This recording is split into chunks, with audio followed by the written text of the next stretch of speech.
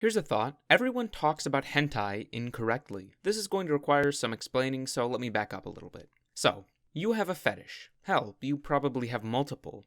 This shouldn't be a controversial statement in the slightest, unless you're asexual or something. Otherwise, no matter how big or small, how extreme or tame, everyone has at least some preferences when it comes to matters of the pornographic variety. This is evident because when discussing a work of hentai, the topic of the fetishes contained within is bound to arise. This makes sense, as hentai is, at its most fundamental level, a vehicle through which one is meant to find relief, so to speak. This is the level that most consumers of hentai operate at, so it's important that someone is able to filter through the fetishes they like and the ones they dislike. The mentality that people at this level often fall into is that hentai is nothing more than simple jack material, and that the quality of a work is determined solely by whether or not they like that work's tags. A direct result of this mentality is what I have dubbed tag culture. Tag culture is a way of finding and particularly discussing hentai primarily by way of the tags that the work has been assigned. So when someone says, "Oh, it's an NTR doujin with ugly bastards, you wouldn't like it," rather than actually describing what the work is about and the overall quality thereof, that is tag culture in action. It's a useful form of shorthand that can help people find what they're looking for and avoid what they are averse to. I mean, that's what tags are for, aren't they? But while useful for surface level recommendations, the proliferation of tag culture means that well thought out analyses and discussions of works beyond merely what tags they have and how good the art is are almost nowhere to be found. This is a shame because it conditions people within the community to not even realize that a work of hentai is more than just a collection of tags meant to get you off, but can truly be art, with a narrative, characterization, mood, aesthetic, themes, and so much more. I mean, just look at Emergence. But the average person operating under tag culture may never even get the chance to realize this, since it's simply not the way most fans of hentai communicate. A lot of people will claim that they really don't care about any of those things when it comes to hentai, but I've seen enough comments on Hentai Haven that read, "Came for the hentai, stayed for the plot," to know that it is simply not true. I think most people could appreciate these aspects of hentai, but either don't know what they're looking for or don't know how to look in the first place. Because it is in my best interest to make myself understood, I'm going to illustrate what I'm talking about by giving a brief review of a hentai. For this, I have chosen Wagaya no Liliana-san the animation, because it is a work that is very clearly tag-centric, specifically the dark skin tag. If I can apply my way of looking at things to a work of this nature, and not just works that are already clearly of a higher caliber, then it stands to reason that it could be applied to just about any work.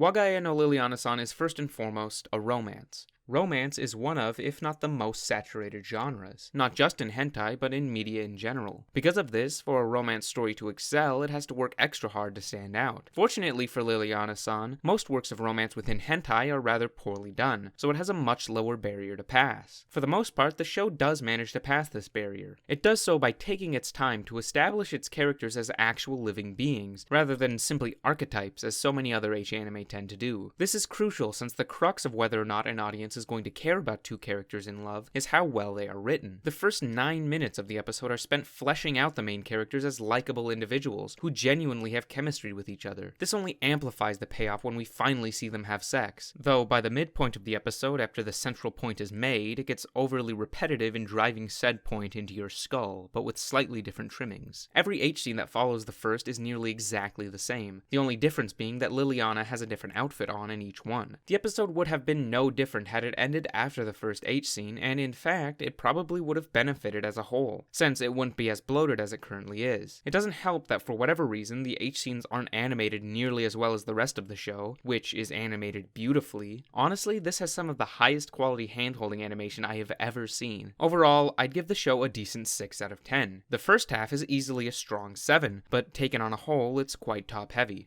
I could go into a lot more depth about this show, but I just wanted to quickly demonstrate the way in which I think discussion of hentai should look. It's basically how you would discuss any other piece of art, but with slightly different criteria. If you notice, not once did I mention any sort of fetish or tag. This is because they were, and most often are, completely inconsequential. The fact that Liliana has dark skin has no bearing to the overall quality of the show. You could argue it falls under character design, and that's true, but instead of discussing it in the context of the tag, let's have an actual discussion about the character character designs, since there's a lot more to what makes a likable design than what can be categorized under a single word or phrase. You could also argue that, while not necessarily the case this time around, a fetish can matter to the overall quality of a work based on how well it is contextualized. To that I say, once again, you are correct, though that's something that's mostly relevant to analyses or even just in-depth critique where every single factor matters, as opposed to general quality statements where more broad strokes suffice. And even in those cases, I would argue against the use of tag culture. Sure, it doesn't make any functional difference within the analysis itself, beyond perhaps making the writing seem stiff and unprofessional, but taken on a grander scale, it only serves to perpetuate a form of discussion counter to what I believe is most beneficial to our community. If the discussion of a fetish within a work is relevant, then I would recommend wording things in such a way to avoid this dangerous shorthand. I'm not going to go full prescriptivist and tell you that you can't write this way because I'm not an asshole. Well, I kind of am actually, just not to that degree. But keep in mind what I've said. I, for one, will avoid this form of discourse as best I can, though at times it can seem inevitable. But that's just me. Maybe I'm entirely off base. Let me know what you think. In any case, if you liked this video, consider supporting me on Patreon, since I can't run ads on these videos and it really helps. And if you're not already, go subscribe to my second channel for a deeper look into the recesses of my mind. I'm also on Twitter, I guess.